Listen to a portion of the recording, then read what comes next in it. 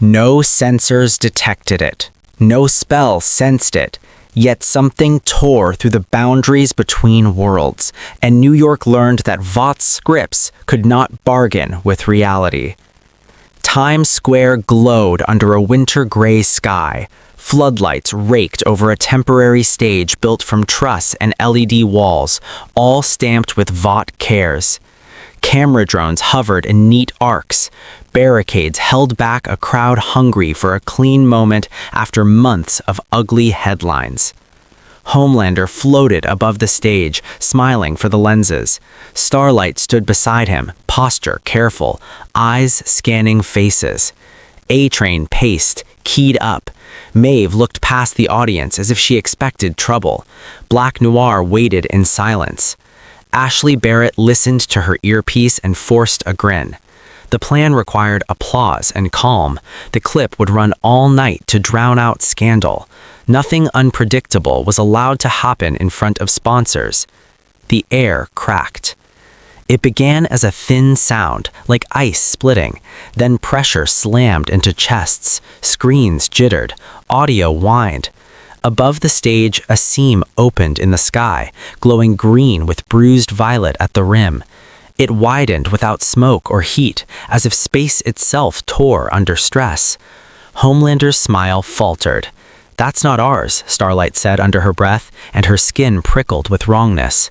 The seam became an oval. The city's noise dipped for a single beat, like a held breath. Then something fell through. It struck the stage with a blunt, decisive impact. The platform folded, metal truss snapped, LEDs burst into sparks. A shockwave rolled outward and tossed people against barricades. Camera rigs toppled, glass shattered from nearby panels and rained in glittering sheets. The Seven recoiled on instinct. Even Homelander drifted back a half-meter, annoyed by the loss of control. Dust swallowed the stage, screams rose, sirens began almost immediately, as if the city had an alarm wired into its bones. In the crater, a figure moved. He stood up slowly, huge, green, and scarred by a life that did not belong to this world. Torn fabric hung off a frame made of corded muscle. Heat shimmered over him, not from fire, but from something internal, something that made the air feel thin. His eyes carried a dull focus that looked past the crowd and into older memories. This was the Hulk, the Worldbreaker state, forged after loss had stopped being a wound and became a constant. He turned toward the towering screen, still trying to display Vought logos through static. He took in the crowd, the uniforms, the hovering man in a flag cape. He listened to fear, and that fear fed the furnace behind his ribs. Homelander angled himself closer, voice tuned for broadcast. "Hey, you're in New York. You're safe. Let's talk." Ashley, half-dazed behind the wreckage of the stage, barked into her headset. "Cut the angles that show panic. Get a hero shot, now." Starlight lowered a little, palms open. "People are hurt," she said. "We can help you. We can get you away from all this." Hulk looked at her, then at the bodies and bleeding faces where a celebration had been. His jaw tightened. The concrete under his feet cracked outward like a spiderweb. Homelander's patience shifted into irritation. He pointed at the crater as if blame was currency. "You did this," he said, louder, sharper. "You're going to fix it." Hulk's gaze lifted to meet his. In that look, the city's hierarchy collapsed. This was not a soup hungry for approval. This was a force that did not need an audience. Homelander dropped like a spear. He hit Hulk square in the chest, expecting a clean victory. The collision sounded like a car hitting a concrete pillar. Hulk slid back one step. The ground groaned. He did not fall. His hands closed around Homelander's cape and shoulder with a speed that did not match his size. Homelander's eyes flared. Heat vision fired point blank, twin beams burning into Hulk's torso. Dust turned orange in the light, scorched fabric curled away. Hulk did not scream. The burn carved in, then sealed over as flesh knitted in real time. He tightened his grip until fabric tore. For the first time in years, Homelander felt resistance that did not come from choreography. Hulk swung. He hurled Homelander through twisted truss and into a building facade. Concrete detonated outward. A billboard died in a shower of sparks. Homelander vanished into pulverized stone. The crowd stared for a half heartbeat, then terror took over. People stampeded, some tripped and vanished under feet, others pressed into locked doors and screamed for help. A-Train hesitated, torn between fleeing and proving himself. Maeve's face hardened into grim math. Black Noir shifted, silent, ready. Above the crater, the torn seam in the sky shuddered as if Hulk's presence pulled at it. Green light crawled along its edges. Streetlights popped one by one, overwhelmed by a surge the grid could not interpret. In a secure room miles away, government monitors caught the unstable feed. A voice said, flat and disbelieving, "That's not one of ours." Protocols began to move, slow at first, then faster. Hulk inhaled. His chest expanded as if the air itself struggled to fill him. His muscles swelled in subtle increments. He looked from the screaming crowd to the approaching sirens, then back to the ruined stage. In his mind, grief searched for a shape to hit. This world offered plenty. If you want to see more universe crossovers, hit subscribe and comment which character or world you want to see collide next. Homelander erupted from the rubble, suit torn, face twisted by rage and humiliation. He did not look at civilians now. He looked only at the thing that had made him bleed pride. He streaked back toward the crater, fast enough to blur. Hulk planted his feet and met him head on. The impact sent a pressure wave down Broadway. Manhole covers jumped. Parked cars rocked. Windows shattered in a line, a chain reaction of failure. New York answered with alarms, then rolling blackouts, then the dawning certainty that this was not another Vought crisis to manage. This was a foreign catastrophe wearing a body. And in the center of it, Worldbreaker Hulk began to break the world. Homelander drove Hulk backward with both hands, boots carving furrows through broken decking and concrete. He was used to bodies giving way. Hulk gave way only enough to reset his footing, then answered with a short, brutal headbutt that rang like metal striking stone. Homelander blinked, surprised. The surprise hardened into fury. He shot upward, yanking Hulk by the forearm as if trying to drag an anchor into the sky. Hulk's heels left the ground for a moment. Asphalt tore free in a chunk that clung to his feet. His free hand clamped around Homelander's wrist. The grip stalled Homelander's rise, then stopped it entirely. Hulk pulled down. Homelander slammed into the street with enough force to crater it again. Rebar snapped. A buried line ruptured and vented steam and sparks.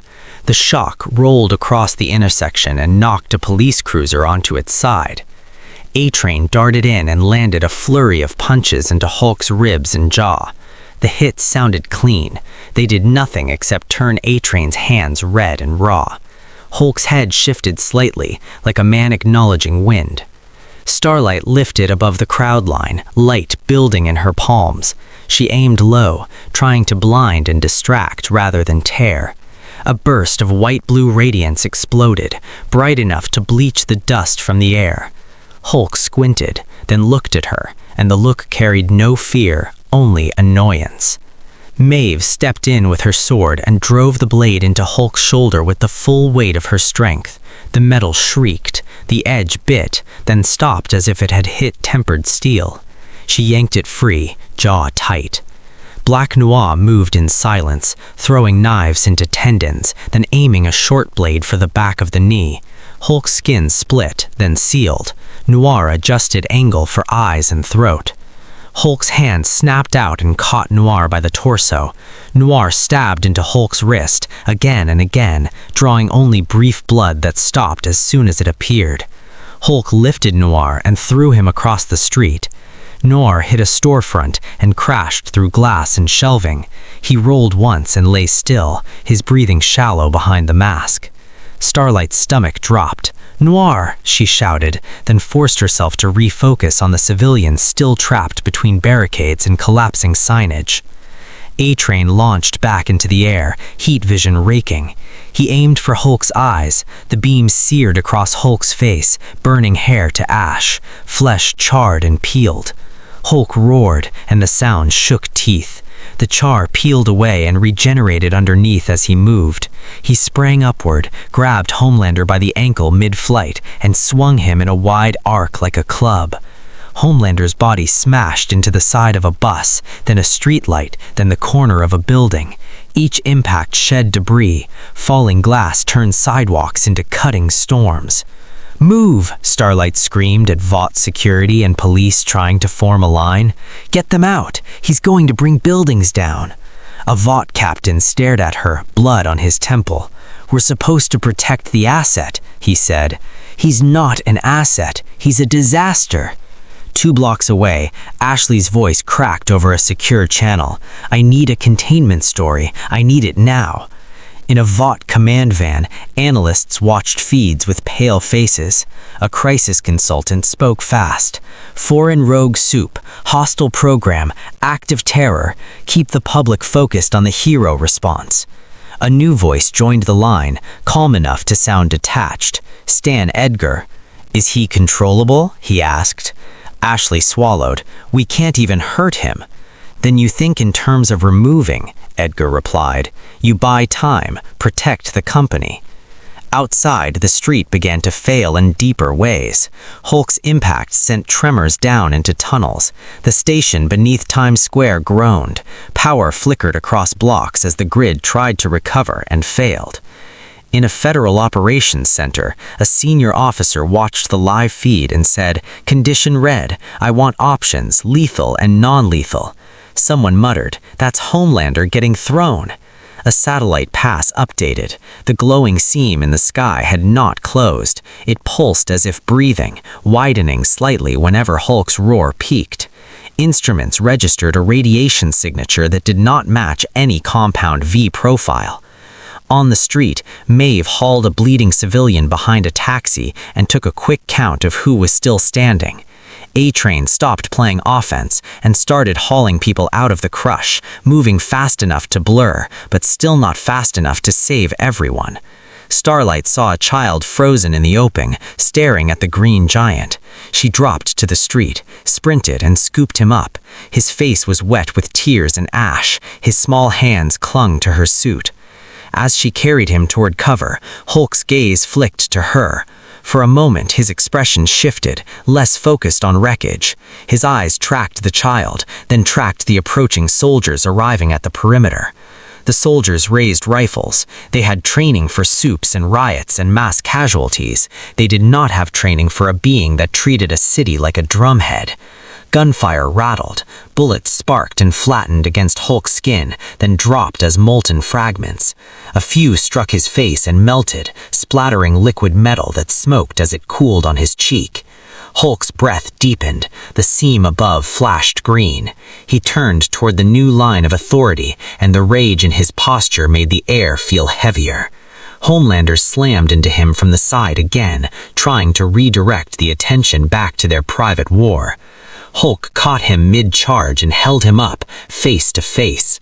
Homelander's eyes were wide now, not with fear, but with the dawning knowledge that threats did not work here. Hulk's voice came out low, thick, and clear enough to carry.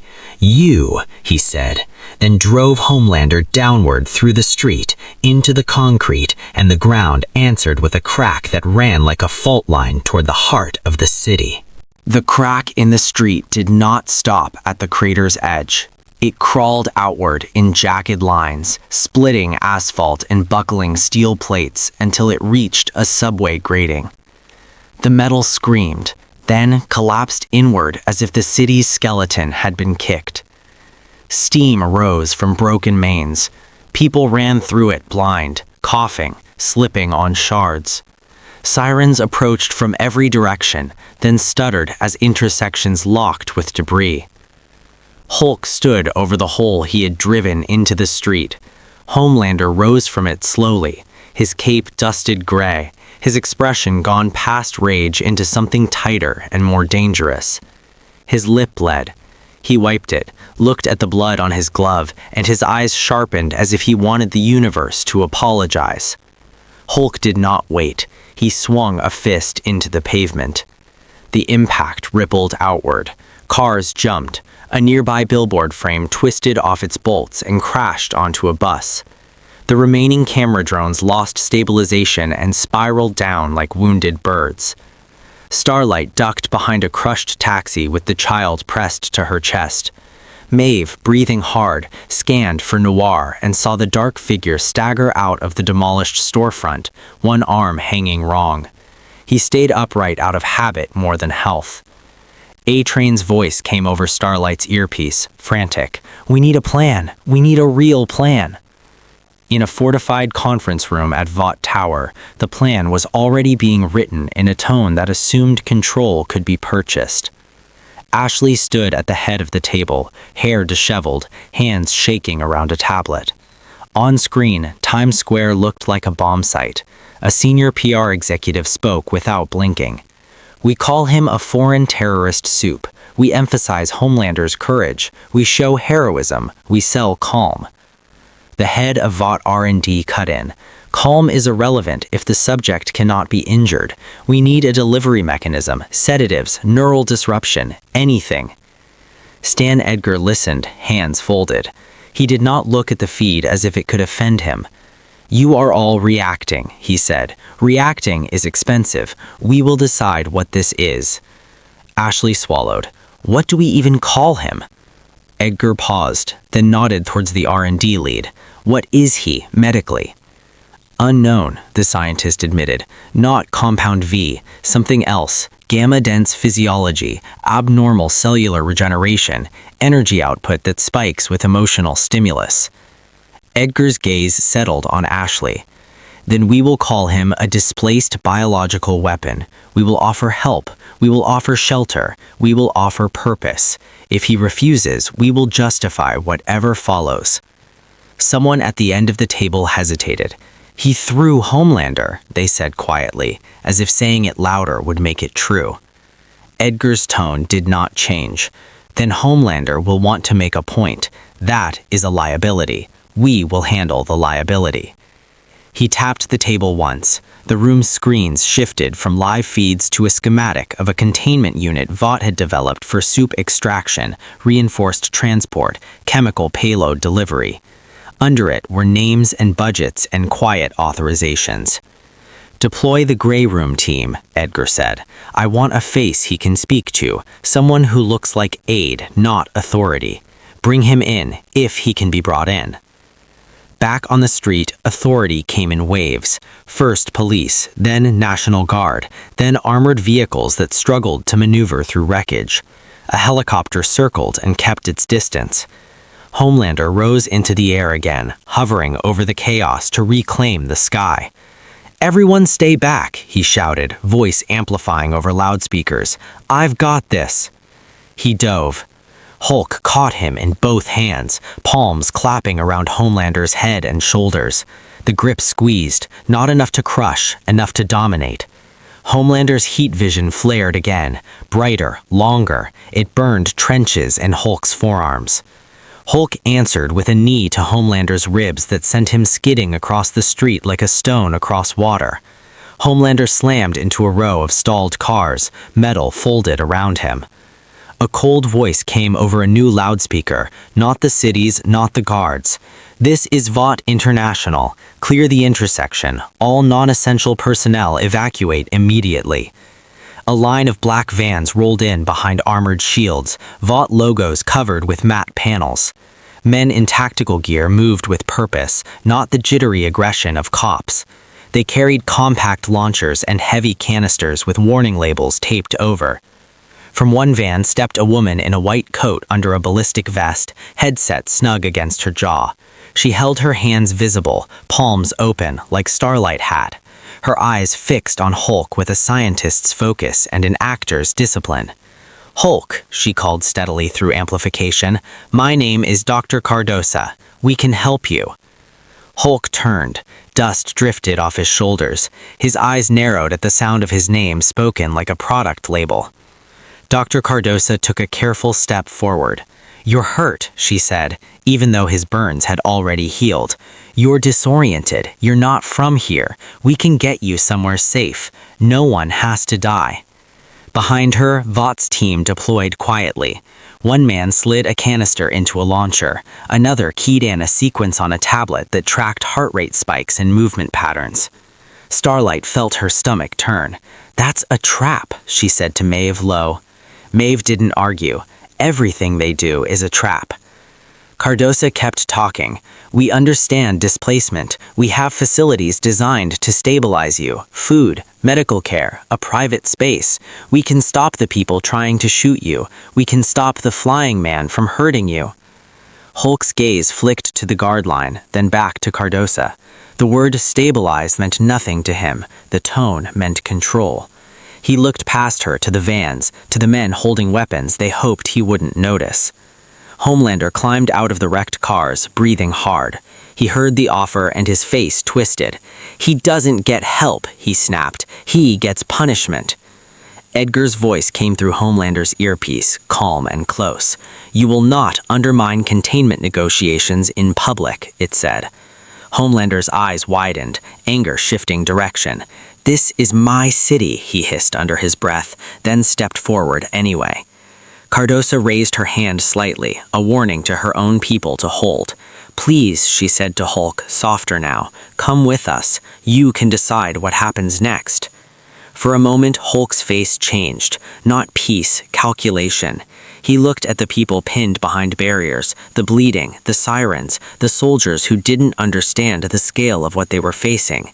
He looked at Starlight holding the child, and something in his eyes tightened, like a memory of a smaller life struggling to surface. Then a canister launched. It arced through the air, trailing a faint mist, and burst 2 meters from Hulk's chest. A cloud swallowed his upper body. The chemical was engineered for soup physiology, dense with compounds Vought had refined through years of quiet experimentation. Hulk inhaled it once. He blinked. His posture dipped a fraction as if the world tried to slow him. The men behind the shield stiffened with hope. Hulk's lungs flexed. His body treated the intrusion like poison and insult. His veins darkened for a heartbeat. Then the green brightened and heat rolled off him in a wave that pushed the mist away. He looked at Cardosa. Cardosa's face stayed composed, but her pupils widened. She had seen sedatives drop soups twice his size. None of them had been this. Hulk's voice came out low again, thick with restraint but sounded like a warning. No.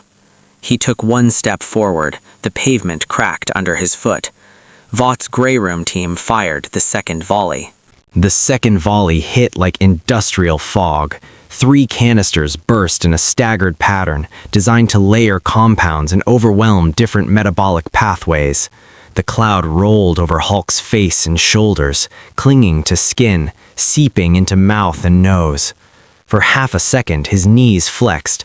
Vought's shooters tightened their grips, ready for the moment he dropped. He did not drop. Hulk's chest expanded. His back arched as if his lungs refused to accept being commanded. His muscles thickened again, subtle at first, then obvious. The green of his skin brightened into something harsher, like light forced through broken glass.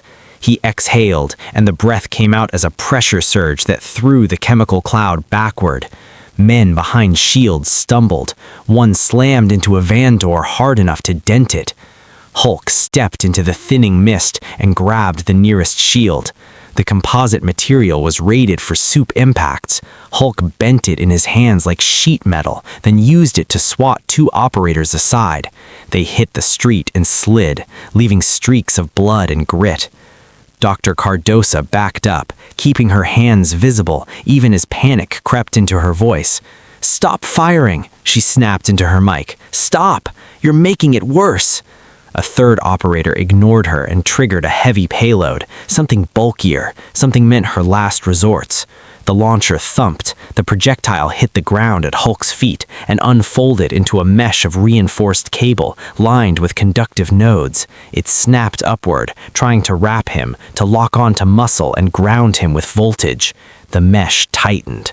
Hulk looked down at it with contempt. He grabbed the cable in one hand and yanked. Anchors ripped free from the pavement in chunks. He swung the entire net, anchors and all, into the vans. Metal crumpled, a windshield exploded, a driver screamed and ducked. Homelander surged forward again, unwilling to let Vought control the narrative or the target. He hit Hulk from behind with a full-speed tackle and drove him toward the guard line, as if he could push the problem into someone else's jurisdiction. Hulk absorbed the hit, then turned his torso and slammed his elbow into Homelander's jaw. The sound carried. Homelander spun, recovered midair, and his eyes flashed red. "Everybody out," he snarled, voice pitched for microphones that might still be alive. "I'm ending this." He fired heat vision again, not a burst this time, but a sustained beam, carving across Hulk's neck and face. Hulk roared and lifted both hands, clapping them together in front of his chest. The thunderclap hit like a concussion grenade scaled up to a city's proportions. The wave shattered what windows still remained in the immediate area. Soldiers dropped to their knees, hands to ears. The last few functioning drones spiraled into the street. Homelander's beam wavered as his balance faltered. Starlight flinched behind cover. The child in her arms screamed into her shoulder. Maeve braced, sword clenched, watching the ground tremble under her feet. Hulk lunged through the opening the clap created and caught Homelander by the cape near the collar. He swung him once, then twice, then drove him down onto the hood of an armored vehicle. The vehicle buckled, its windshield spidered, then collapsed inward. The guard commander shouted orders that nobody could hear properly. A platoon opened fire anyway, bullets skipping off Hulk, melting into liquid streaks where they struck his skin. A few rounds hit Homelander while he was pinned. They sparked off him, but the indignity hit harder than the metal.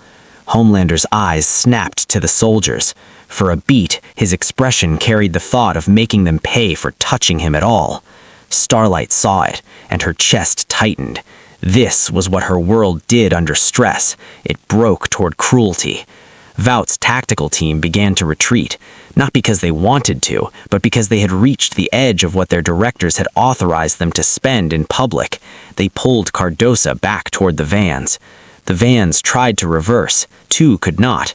Hulk's thrown anchors had locked their axles at bad angles.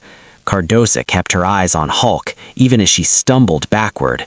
"He's not responding," she said into her mic, cracking. "We need heavier protocols. We need the facility." A new voice replied in her earpiece, calm and cold. "You will not bring him to the facility. You will bring the facility to him. Maintain observation. Do not die."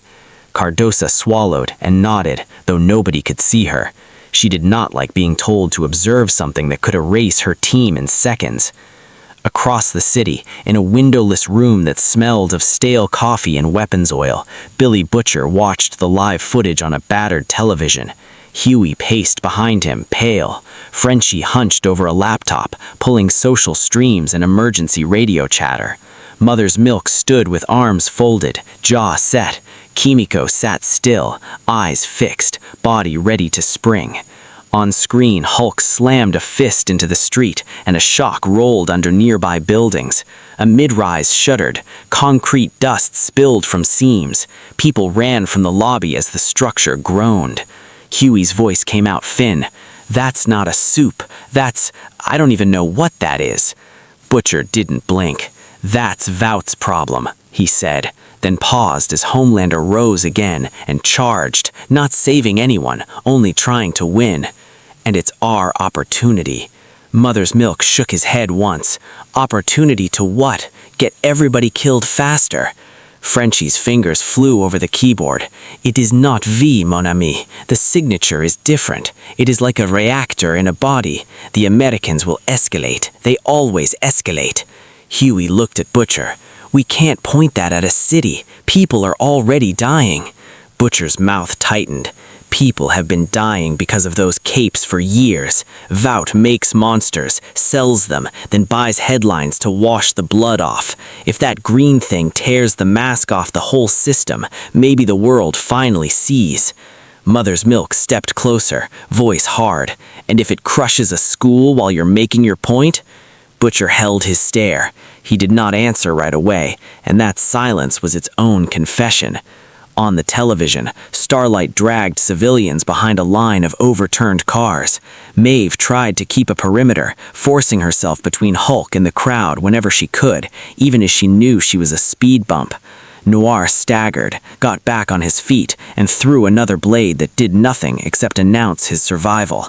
Homelander surged forward again, unwilling to let Vought control the narrative or the target. He screamed something at Hulk that didn't register as language anymore. It was ownership and insult wrapped together. Hulk answered with a roar that shook dust loose from rooftops. Above them, the torn seam in the sky pulsed again. The rim rippled with green and violet. Every time Hulk's anger surged, it widened by an almost imperceptible amount, as if his presence stressed the fabric of the world he had fallen into. Frenchie zoomed in on a frame and froze it. "It looks like it's not closing," he said quietly. Huey leaned in, eyes wide. "So it's like a portal, but unstable. Unstable means it can grow, or it can tear." Butcher stared at the frozen image of the sky. His voice dropped. "If that thing stays open, Vought's toys won't matter. The whole bloody planet becomes the stage." Mother's Milk looked back at the screen where Hulk lifted a chunk of pavement the size of a small car and hurled it at Homelander. Homelander caught it, but it still drove him backward through smoke and sparks. The impact rocked nearby buildings again. "You want to use him? Fine, then you'd better be ready to stop him when he's done." Butcher's eyes stayed on the green giant, and for the first time, his expression held something like hesitation. Not mercy, calculation under the weight of scale. On the street, Hulk turned away from Homelander mid-fight and looked toward the densest mass of people still trapped behind barricades and stalled vehicles. The fear there was loud. The fear fed him. His feet shifted, ready to move. Starlight saw the shift and felt cold spread through her chest. "No," she whispered, and she ran. Starlight sprinted into open street, boots skidding over glass and grit. The child she had carried was gone now, shoved into the arms of a paramedic behind a crushed SUV. Her lungs burned from smoke and chemical residue.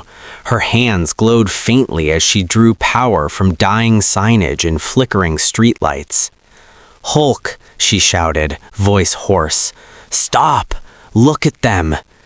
Hulk's head turned toward her, then toward the mass of civilians jammed between barricades and stalled vehicles. A few people tried to crawl away, others froze. The fear in the air was thick enough to taste. It kept feeding him, step by step. Starlight planted herself between Hulk and a crowd, and for a beat she felt absurdly small.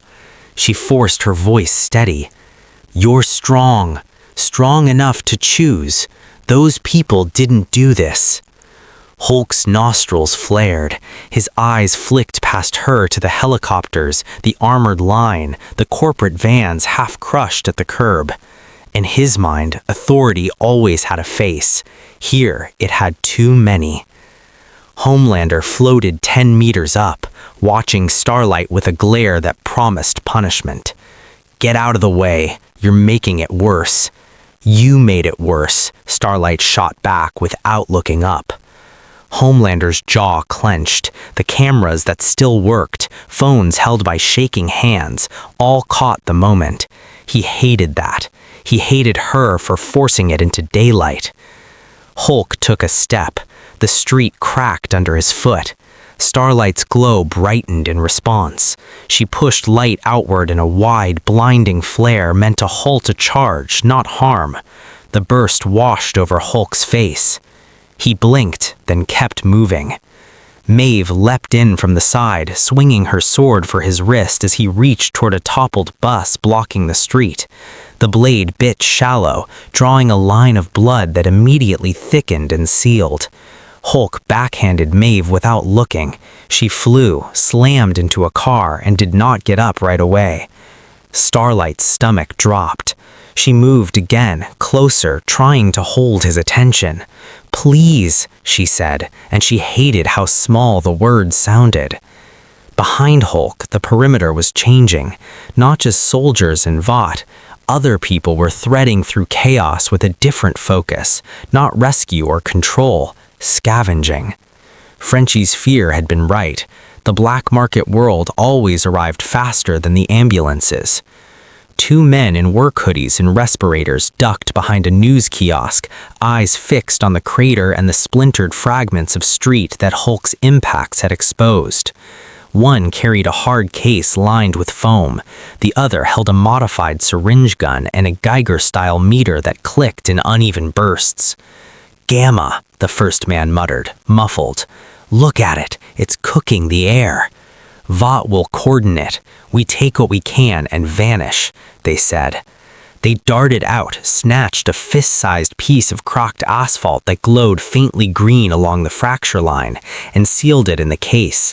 The meter screamed. The man's glove began to smoke at the fingertips. He hissed and tore it off, skin already reddening. He stared at his blistering hand like he was offended by physics. They ran anyway. 3 blocks away, in a basement lab that smelled of bleach and cheap solder, a woman watched the same footage Butcher had seen, then watched her own people stream into the streets with samples.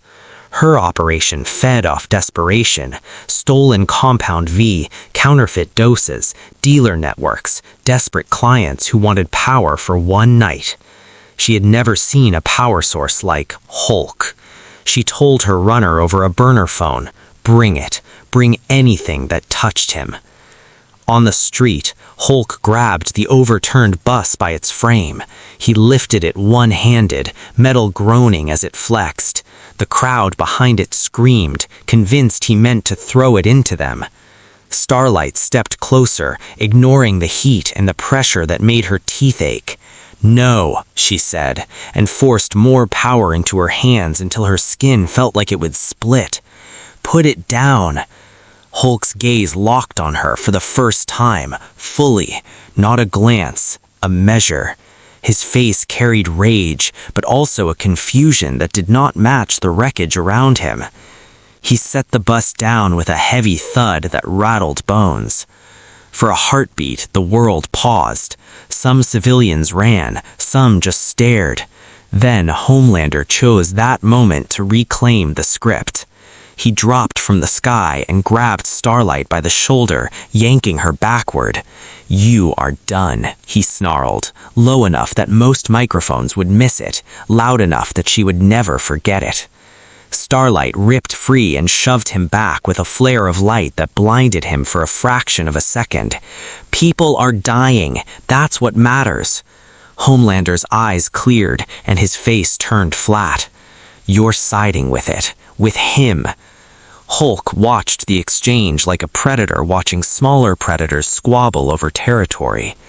Homelander lifted one hand toward Starlight's throat, and the threat was no longer private.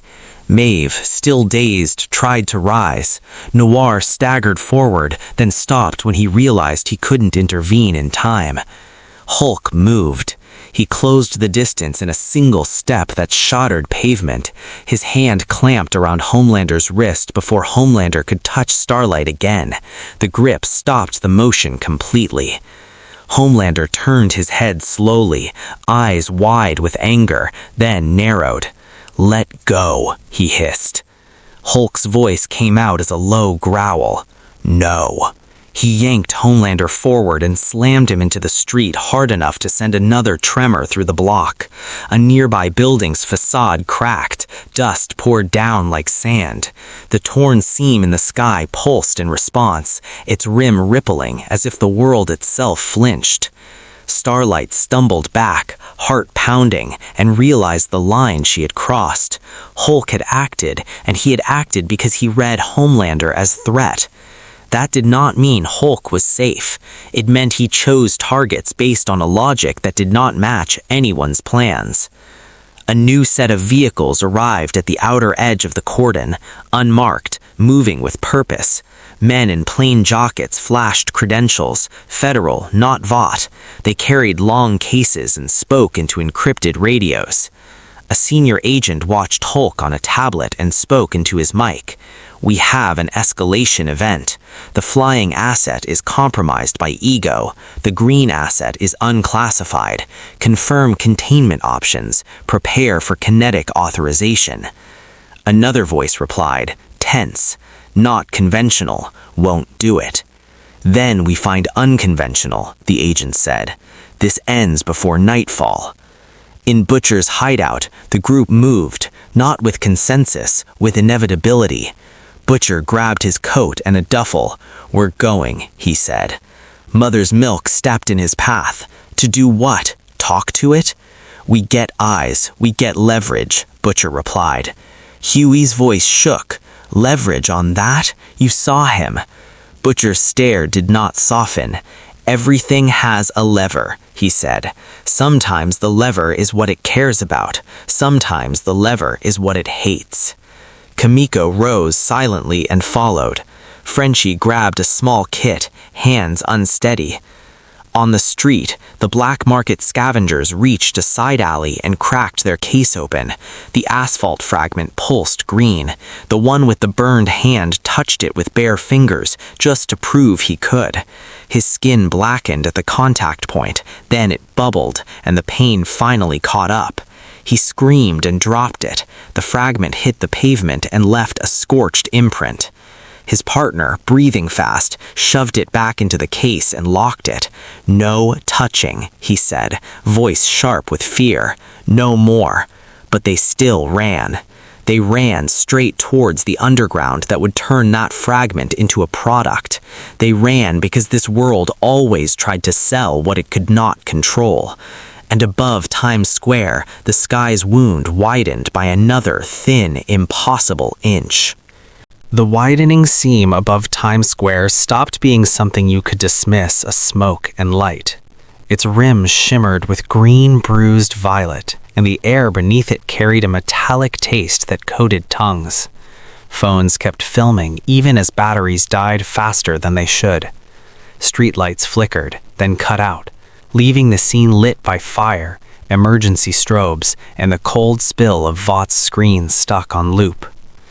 Hulk stood amid the wreckage, shoulders rising and falling, breathing like an engine forced to idle. Homelander lay in a shallow crater at his feet, suit torn, jaw clenched so hard his cheek muscles jumped. He pushed himself up, slower this time, anger compressing into something quieter. Starlight watched both of them, then watched the civilians still trapped behind overturned vehicles. The bus Hulk had set down had created a narrow corridor to an exit. Paramedics and a few brave cops were using it, dragging bleeding people into relative safety. Every minute mattered. Maeve forced herself upright, one hand braced against a car door. Her eyes met Starlight's, and the message was clear. Keep him focused away from them, or the body count becomes a number nobody can hide. Vought's Grey Room team had fallen back to the edge of the intersection, regrouping behind their damaged vans.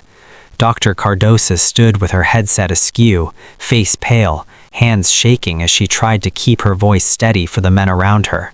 She looked toward Hulk with a scientist's horror, not at what he was, but at how quickly her tools had become jokes. From somewhere behind her, a Vought security officer spoke. "Board wants to know if we can move him." Cardosa stared at him. "Move him where? Into a room? Into a cage? He will tear through any structure we build." "Edgar wants options," the officer replied. Cardosa's eyes flicked to the pulsing seam in the sky. "Then tell Edgar the options are, let him burn out or put him down with something that isn't in our inventory." Across the cordon, federal vehicles established a second perimeter, pushing Vought personnel back with the confidence of people who believed they could sign a form and make a problem obey. The senior agent who had arrived earlier stepped from his vehicle, earpiece snug, eyes on the ruin. He watched Hulk lift his head, as if sensing the shift in authority. The agent signaled to his team. 2 men opened long cases. Inside were rifles with heavy barrels and specialized optics, not ordinary sniper rifles, systems built for target acquisition and payload delivery. One case held canisters with warning labels in plain block text, radiological countermeasure. A subordinate leaned in. "Sir, confirm, we are not cleared for this." The agent did not look away. "We will be," he said. "Get me the call." In a secure line that ran through layers of clearance, the agent's feed played for officials who had never seen Homelander thrown like a rag.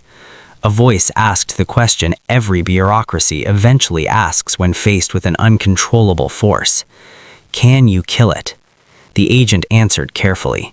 "Not with conventional munitions. We can attempt containment, but civilian density makes that unstable.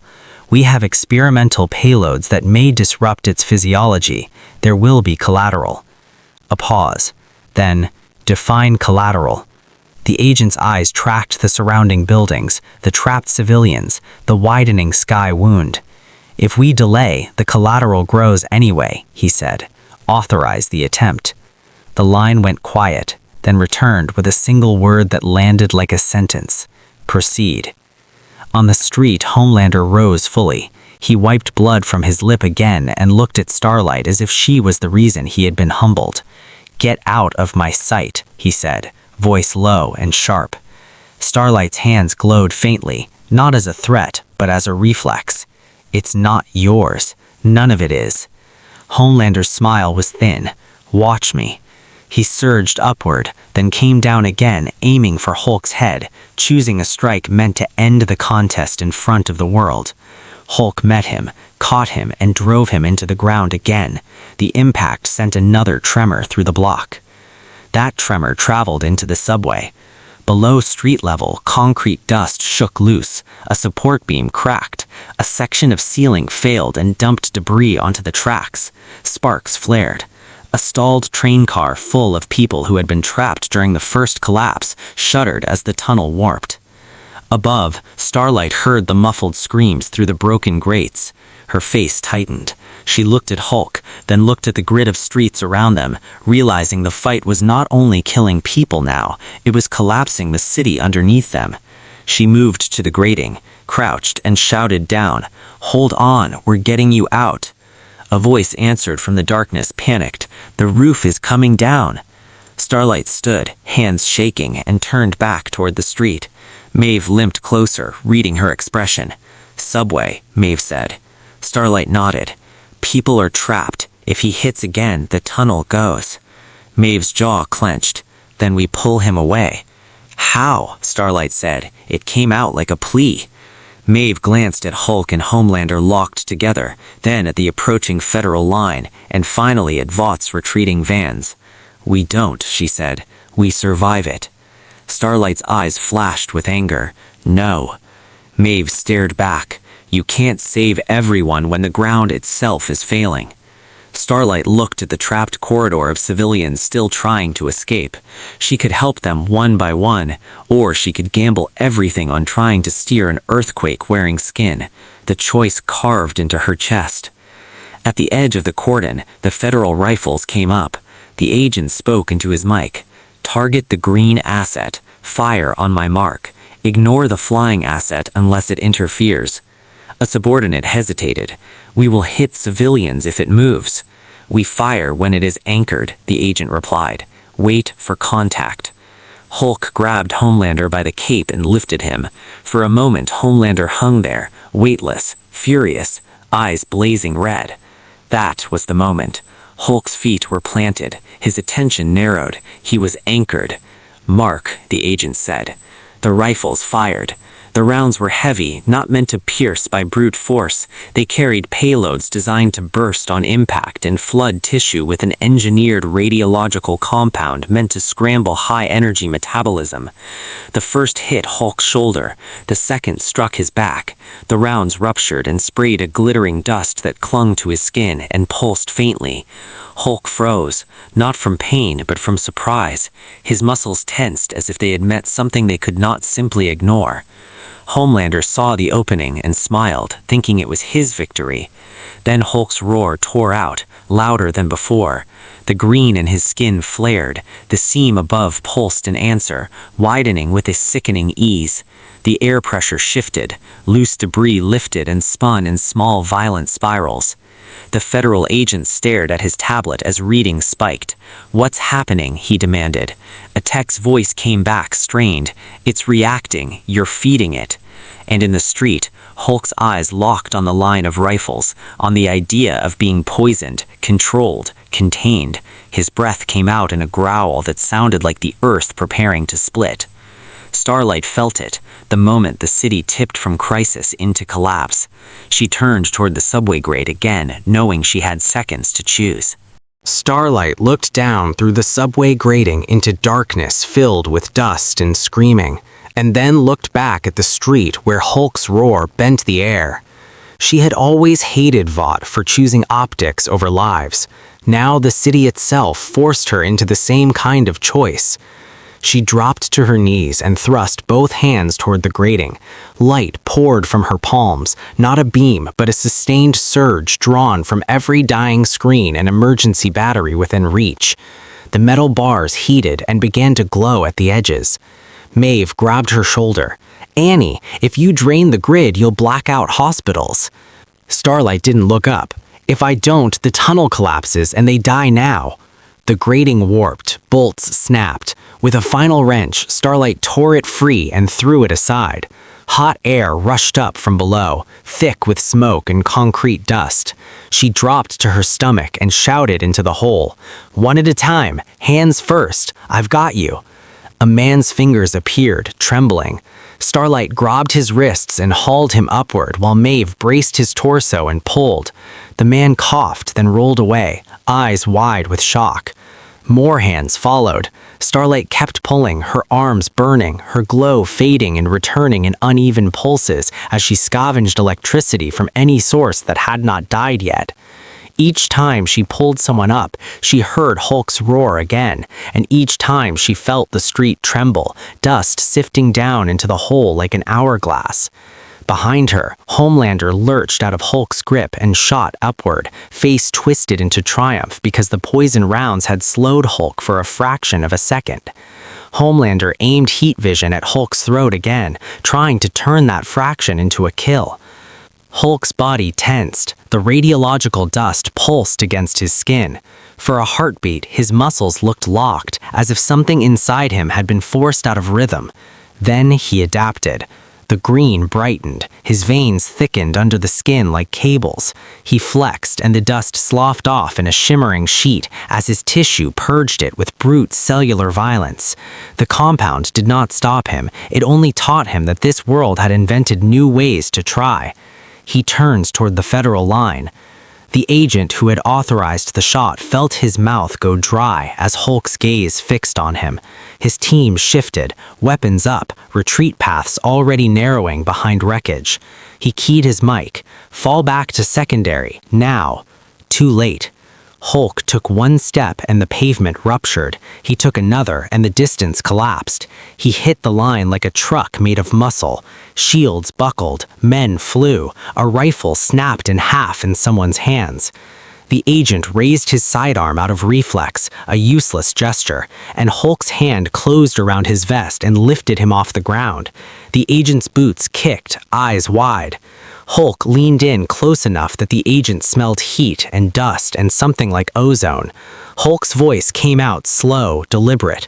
"No," he said again, but now it carried a promise. He threw the agent not into a building, but into the armored vehicle that had brought him. The vehicle's door caved, the chassis shifted, the agent dropped and did not move. The federal line broke. Soldiers ran. Radios screamed, overlapping commands that no longer mattered. Across the street, Vought's remaining tactical personnel watched the federal collapse and made a decision in the only language they trusted: liability reduction. They started pulling back fully, abandoning equipment, abandoning Cardossa's humanitarian posture, leaving only wreckage and silence where their containment pitch had been. Cardossa stared at Hulk, then at the pulsing seam above, and understood something that made her throat tighten. This was not only a target, this was a stressor. If Hulk stayed angry in one place long enough, the sky itself might fail.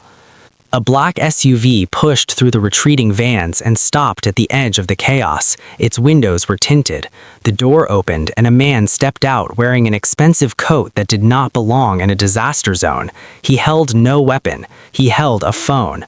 He was not Vought security. He was a handler from the Church of the Collective, one of the influence networks that lived off soup worship and quiet blackmail. He lifted his phone toward Hulk like a relic. The world has been waiting, a true savior, a true judgment. A few people nearby turned their heads.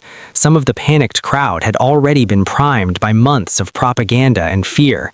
The idea of a new god arriving through a wound in the sky landed in minds that wanted meaning more than safety.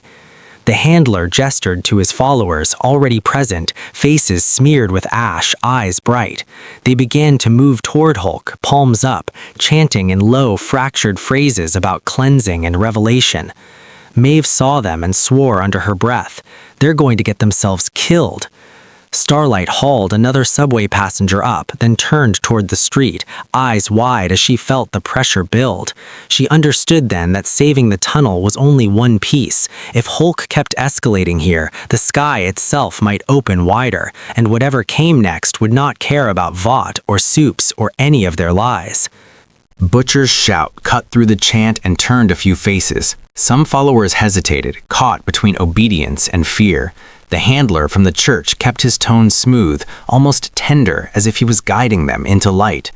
"Do not listen to cynics," he called. "Do not run from your moment."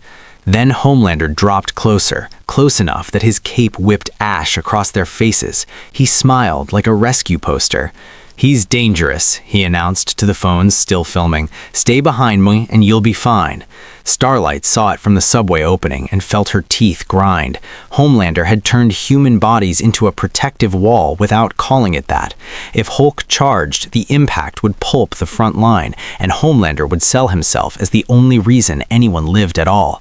Maeve limped toward Butcher and hissed, "Move them, now." Butcher grabbed the nearest follower by the shoulder and shoved him back.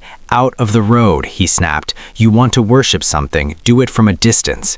The follower stumbled, angry, then flinched as Hulk's roar rose again. That sound did not invite faith, it invited survival. The church handler stepped forward, posture calm. "You're Butcher," he said, recognizing him with the easy confidence of someone used to trading secrets. "You always bring spectacle." Butcher bared his teeth. "You always bring corpses." The handler's eyes flicked to the widening seam above and then back to Hulk.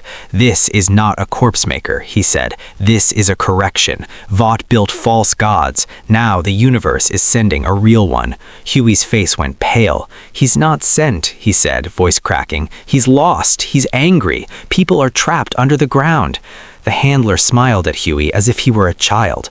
"Anger is part of judgment," he said. Kimiko moved in a blur, grabbed the handler by the collar and slammed him into the side of the SUV hard enough to dent it. The handler gasped, then forced a grin anyway, eyes glittering with stubborn pride. Homelander saw Kimiko's move and his expression sharpened into recognition of the threat to his control. "You think you can do that in my city," he said, voice dropping, "in front of me." Butcher raised his hands, palms out, playing harmless for half a second. "We're evacuating your fans. You want them alive, right?" Homelander's smile tightened. "I want the world to see the truth," he replied. The truth, to him, was whatever made him the only solution. At the edge of the cordon, Vaught's retreat stopped being a retreat and became a transaction. A new set of personnel arrived in clean tactical gear, not gray room operators, but corporate liaisons protected by heavily armed escorts. One carried a hardened case and a satellite phone. He spoke into it without looking away from the live chaos. "We have unique biometrics, non-V signature, extreme regenerative profile. We can provide tissue access, limited time window in exchange for concessions." The voice on the other end spoke in a different language, clipped and controlled. The liaison replied in English, smooth as a sales pitch. "Yes, countermeasure research. We can share telemetry. Price adjusts with risk." A second call came through. Then a third. Vought was selling survival as an exclusive product. Dr. Cardosa heard the conversation, turned, and stared at the liaison as if he had punched her. "You're bidding a catastrophe," she said. He didn't flinch. "I'm monetizing an inevitability," he replied. "It's what we do." Cardosa's throat tightened. "You cannot control the sample. You cannot even approach him." The liaison's eyes flicked toward Homelander and then back to Hulk. "We have a delivery system. We always have a delivery system." Across the river, in a warehouse that did not appear on any public lease, the black market lab received the gamma-tainted fragment. The woman who ran it handled it with thick tongs and a face shield. She watched it pulse in a lead-lined tray, and greed tightened her mouth into a thin line. "That's power," she whispered. Her assistant, sweating, said, "It's burning through the tray." "Then we move fast," she replied. They did not have the science to understand it. They had the instinct to sell it anyway. She pulled out a vial of stolen Compound V and measured a cautious dose into a small petri dish. With a long needle, she scraped dust from the fragment's surface and let it dissolve into the V like poison into wine. She watched for reaction. The mixture shimmered green. Outside, the runner with the burned hand began to tremble. His blisters had turned dark at the edges. The skin around them thickened, then swelled. He stared at his own fingers as they widened, knuckles bulging. He smiled through pain. "It's doing something," he said. The assistant backed away. "You need a hospital." The runner shook his head. "No hospitals, no cops, no Vought." His breathing turned harsher. "Just give me a dose." The woman hesitated for one clean second, the last moment she could have chosen restraint. Then she handed him a syringe. He injected. His spine arched, his teeth clenched, his muscles surged unevenly, then stabilized, thicker than before. His eyes filmed with a faint green sheen. He exhaled, and the air around his face shimmered like heat above asphalt. He looked at the tray with the fragment and grinned wider. "Bring me more." Back at Times Square, a new kind of threat arrived, quiet and disciplined.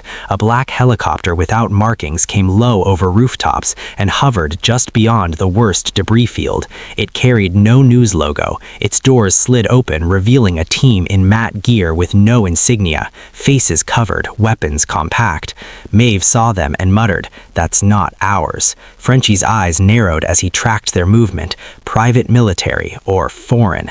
The team moved with intent toward Hulk, not to fight him head-on, but to position devices on rooftops and street corners, emitter pylons that unfolded like metal flowers and began to hum. A faint lattice of blue-white light flickered in the air, tracing a geometry that did not match the boys' universe's usual tricks. Vaught's liaison saw it and went rigid. "Who authorized that?" he snapped into his phone. A reply came back sharp. "Not us." Homelander noticed the hum and turned his head, annoyed. "What is that?" he demanded, as if the city should answer him. Hulk felt it too. The hum pressed against his skin like static. The radiological dust had failed, but this was different. The lattice felt like a net being woven around space itself. The foreign team's leader spoke into his mic. "Phase 2, anchor him, we extract." One operator aimed a device like a launcher, but it fired no projectile. It fired a pulse. The lattice tightened for a fraction of a second, and the air air around Hulk warped, the street cracked in a ring as if reality tried to compress him into a smaller place. Hulk's posture dipped, his hands clenched, his breath came as a growl that made the lattice flicker. They had found a pressure point, not his muscle, the space around him. Starlight felt the seam above throb harder, as if the net strain pulled on the wound between worlds. Her eyes widened. If they try to yank him, she shouted to Maeve, they'll tear it wider. Maeve's face tightened. Then we stop them. Butcher stared at the lattice, then at Hulk's shoulders hunching as rage rose again. His voice dropped rough. If they take him, Vought stays. If you stays, the city dies. Huey shook his head fast. There has to be another way. Butcher's eyes didn't soften. Pick, he said. You want the monster to leave and save the city now, or you want the monster to stay and maybe finally burn the company down.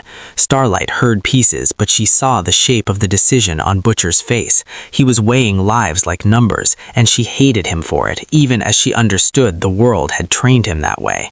Hulk roared again and slammed his fist into the ground. The lattice shimmered and held for a fraction of a second, then destabilized. One rooftop pylon sparked and collapsed.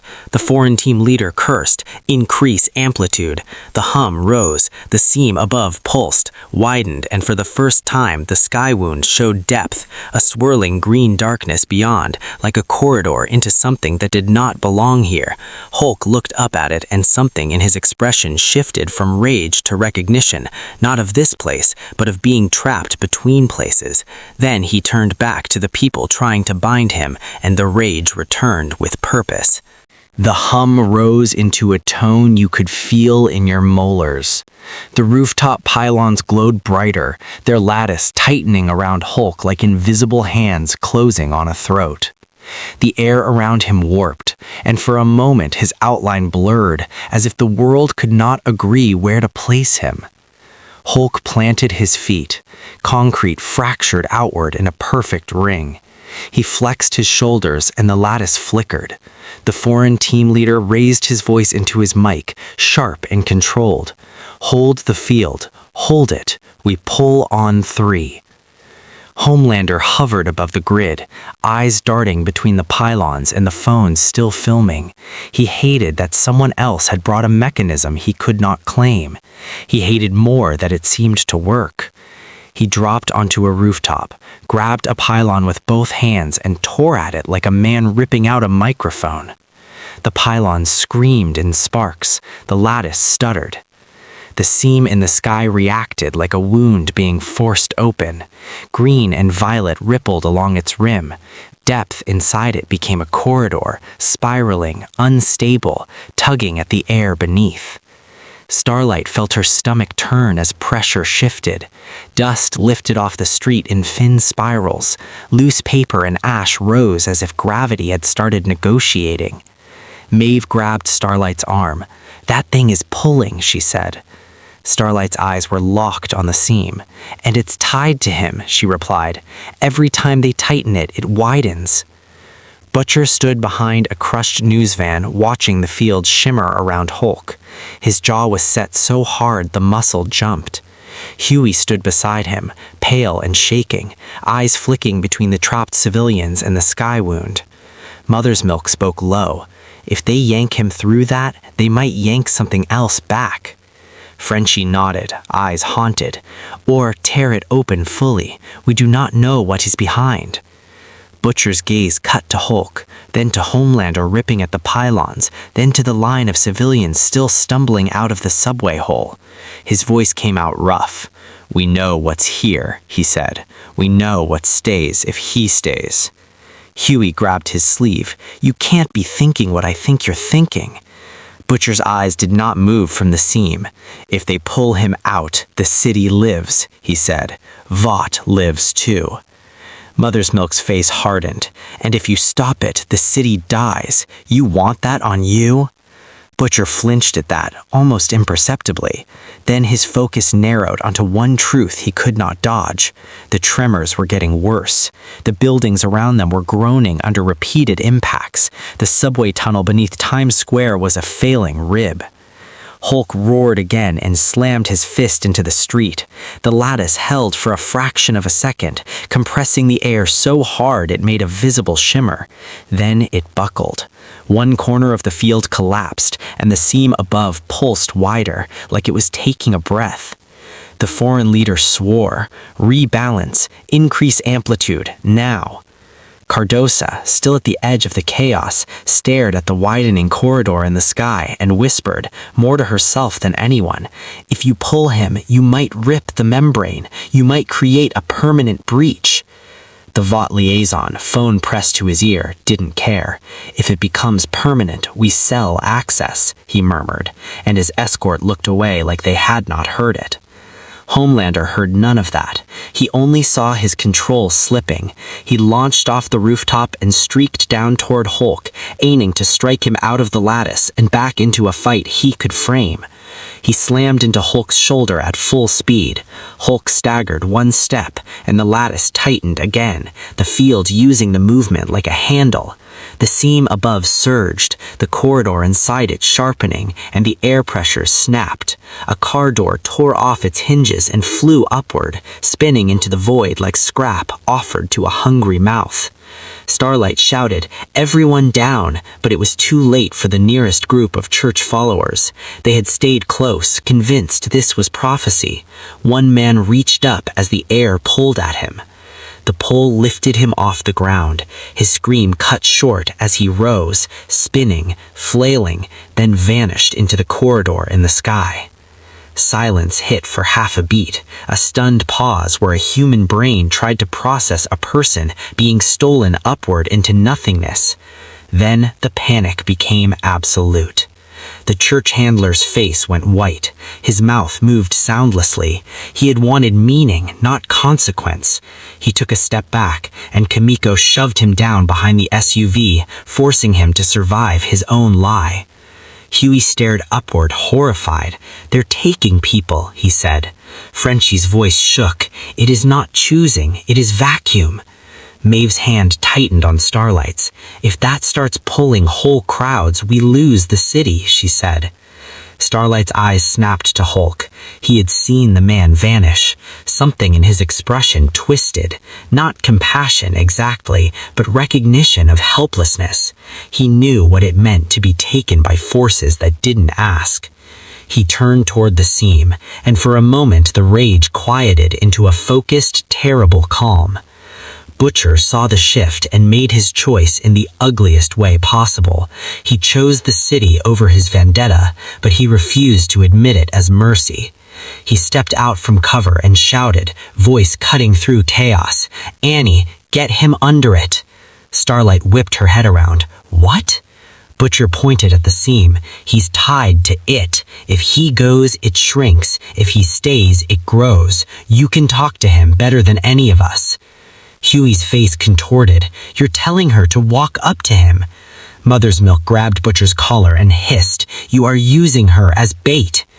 Butcher did not deny it. His eyes were hard because softness would paralyze him. "Either we pull the bomb out or we die beside it." Starlight heard enough to understand the intent. She looked at the subway hole, at the last few hands reaching up, then at Maeve, bruised and exhausted, still standing. She made her choice without asking anyone's permission.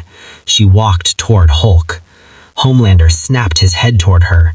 "Don't," he warned, and there was fear under the command, fear of losing the narrative and fear of losing control of her. Starlight ignored him. She stopped 10 meters from Hulk, light faint in her hands, not as a weapon. "Hulk," she shouted, raw, "look at the sky. It's pulling people. If you keep fighting here, it tears open."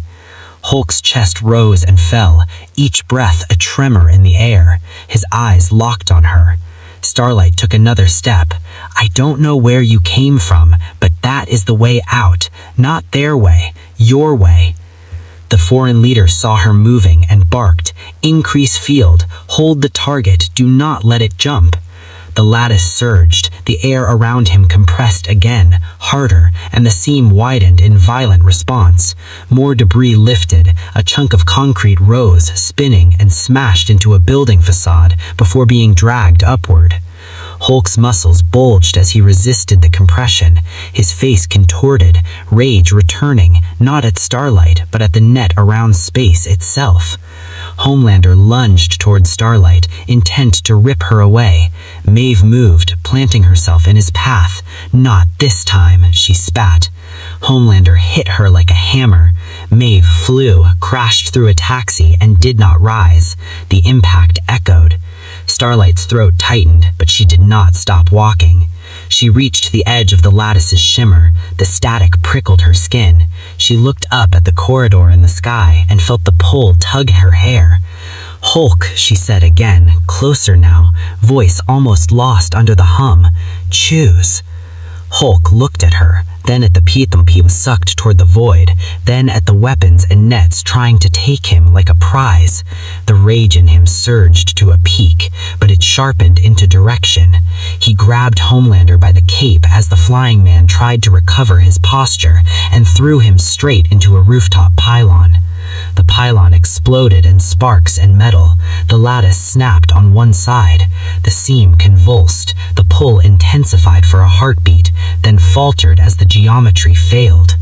Hulk did not wait for them to rebuild it. He crouched, muscles coiling, eyes fixed on the corridor. Then he jumped. The leap was not a flight. It was an act of force so extreme the street cratered under him. A seismic wave rolled outward, stronger than any before. Nearby buildings shuddered. A facade sheared off a mid-rise and collapsed into the street. The subway tunnel beneath Times Square finally gave up with a deep, distant thunder, a cavern swallowing concrete. Starlight was thrown off her feet. She hit the street hard, ears ringing, vision flashing white. She saw bodies tumble. She saw the last few people near the subway hole vanish into dust as the ground collapsed inward. Above, Hulk's massive form hit the corridor's mouth, and the seam flared blinding green. The sky wound tried to hold him, tried to shape him, then stretched like elastic under an impossible load. For one terrifying second, it looked like it would tear fully open. Then Hulk disappeared into it, and the seam snapped shut behind him like a ripped cord recoiling. The pressure released abruptly. Debris fell. The air slammed back into place, knocking people down as the vacuum ended. Ash and dust rained across Times Square in a gray curtain. The lattice died. The foreign team's devices sparked and went dark. The helicopter. The quiet after the sky snapped shut did not feel like peace. It felt like the moment after a building collapses, when dust hangs and the brain refuses to count bodies yet. Times Square was a cratered sinkhole. The street had dropped where the subway gave way, folding asphalt into a jagged bowl of concrete and twisted steel. Flames licked at the edges where ruptured lines fed them. Sirens still approached, but some died mid-wail as engines stalled in debris fields. Helicopters kept their distance now, circling like cautious birds over a carcass. Starlight stood in the ash, chest heaving, ears ringing. She turned and ran to Maeve first, stumbling over broken glass and a detached car door. Maeve lay half under a crushed taxi frame, eyes open, breathing shallow. Blood ran from her temple. Starlight knelt and grabbed her wrist, searching for a pulse with hands that would not stop shaking. Maeve's eyes tracked to Starlight. Her lips moved. The words came out faint. "Did it leave?" "Yes," she said. "It's gone." Maeve's breath hitched, relief and grief tangled together. "Good," she whispered, and her eyes slid shut for a beat. Starlight turned her head toward the hole where the subway entrance had been. It was gone, swallowed by collapse. The people she had pulled up were alive behind her, coughing in groups, but the ones still below were now buried under tons of concrete. The choice she had made had not saved everyone. It had only changed which deaths the city would remember. Homelander landed in the street with a soft thud that should have looked heroic. It didn't. His suit was torn, cape scorched, hair dusted gray. He stared at the pit as if it had personally insulted him, then looked around for an audience he could control. Phones were still up. People filmed him not with awe, but with hard, stunned focus. Some were crying, some were yelling. Nobody was chanting his name. Ashley arrived in a protective convoy and stepped out like she was walking into a funeral she had to brand. Her eyes were red-rimmed. She looked at Homelander and tried to read his expression for cues. Homelander's gaze snapped to her. "Fix it," he said. Ashley's voice shook. We're working on a statement."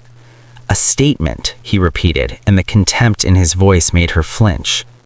Stan Edgar's voice came over her headset, calm, almost bored. It said, "Do not engage him emotionally. Engage the market." Ashley swallowed hard and nodded as if that made sense. Vought's corporate liaison, the one who had been bidding the catastrophe, had already shifted into damage control. He spoke into his satellite phone with a practiced steadiness. Containment failure by federal actors. Vought's assets responded. Homelander prevented wider casualties. He watched Homelander's posture, calculating whether the brand could survive a public loss. He concluded it could if the story was aggressive enough. Nearby, Dr. Cardosa stood with hands on her knees, breathing hard, staring at the sky as if she expected it to reopen. She looked at the collapse, at the bodies being pulled from rubble, and then at the foreign team's dead pylons. Her face tightened with dread. "This isn't over," she murmured, and when a Vought security officer asked what she meant, she didn't answer. She didn't know if she could say it aloud without making it true. If a being like that could punch through reality once, it could happen again. The question was not if, the question was who would try to force it. At the edge of the cordon, the foreign team leader spoke into his mic, voice clipped with frustration. "Extraction failed. Portal collapse. We lost one asset. Withdraw. We will renegotiate. Vought will want this technology." The team pulled back into the helicopter and disappeared over rooftops, leaving behind a city they had almost turned into a gateway. Butcher stood in the ash-stained street with Huey and Mother's Milk, watching the power vacuum form in real time. He could feel it, the shift in the air. Vought's lie had cracked, and everyone who lived off the lie would now scramble to patch it or replace it. Huey's eyes stayed on the pit, on the paramedics crawling over rubble. People died, a lot of them. Butcher's face was hard, but his eyes didn't look satisfied. "They always do," he replied, and the words sounded more like self-defense than ideology. Mother's Milk turned toward him. "You pushed her," he meant Starlight. "You pushed her into it." Butcher did not deny it. She was the only one who could reach him, and if he stayed, we'd be scraping the city off the river. Huey's gaze flicked to Starlight, kneeling by Maeve. "She's going to hate us." Butcher's mouth tightened. "She should," he said. Across the street, Starlight looked up and met Butcher's eyes from a distance. There was ash on her face and blood on her knuckles. Her expression carried exhaustion and something sharper, judgment without theatrics. Butcher held her gaze for a beat, then looked away first. Homelander floated upward again, trying to reclaim altitude like it meant authority. He spoke loud, pitching his voice for cameras. "The threat is neutralized. You're safe because I was here." A man in the crowd shouted back, voice cracked with rage. "You didn't do anything. He threw you around." Others joined, not organized but real. "My sister is under there. You were posing. You ran when it got bad." Homelander's face froze. The audience had spoken out of script. He hovered, eyes scanning for a single throat to squeeze to restore order, and then his earpiece crackled. Edgar's voice again, cold and commanding. "Smile," it said. "Leave." Homelander's jaw clenched. He forced a smile anyway, artificial and thin. He turned and flew off, not as a protector departing with grace, but as a man retreating from a crowd that had stopped loving him. Ashley watched him go and felt the company's control slipping. She turned toward her PR team. "Get every network," she snapped. "Push the federal blame, push the terrorist angle, push heroism." One executive nodded. "And what about the footage of him losing?" Ashley's hands trembled. "Bury it. Threaten platforms, buy accounts, drown it." She said it like the old rules still worked. But the footage had already spread. 1,000 angles, 1,000 uploads, mirrored faster than takedowns could chase. The world had seen a being who made Homelander look like a bully with a marketing budget. In the black market warehouse, the runner who had injected the gamma-tainted dose paced like a caged animal. His muscles had swollen, uneven, and wrong. His skin had taken on a faint green cast. His eyes flickered with irritation that didn't match his personality. The lab leader watched him with fear she tried to hide. "We need to study you," she said, voice careful. He snarled at her, and the sound was not fully human. He grabbed the lead-lined tray and bent it slightly in his hands. The metal resisted, then gave. The woman's heart hammered. She had wanted product. She had made a prototype. In Vought Tower, Stan Edgar reviewed the footage alone. He watched the seam open. He watched the pole take a man. He watched Hulk leap and the portal snap shut. He watched Homelander's failure. He did not flinch. He tapped a pen against the desk and spoke softly to no one. "Reality can be breached," he said. Then he opened a secure file and began to write a new plan that did not depend on Soups being loved. It depended on owning the doorway. Starlight stayed in the ash until Maeve was loaded into an ambulance. She watched the stretcher disappear, then turned toward the crater one last time. The air above it felt normal now, but she didn't trust normal, not after seeing the sky tear. She walked away without speaking to Vought, without looking at cameras, without offering anyone a script. She left behind a city that would rebuild on trauma, and a world where the myth of controlled heroism was punctured by a force that came from elsewhere and left scars that could not be spun.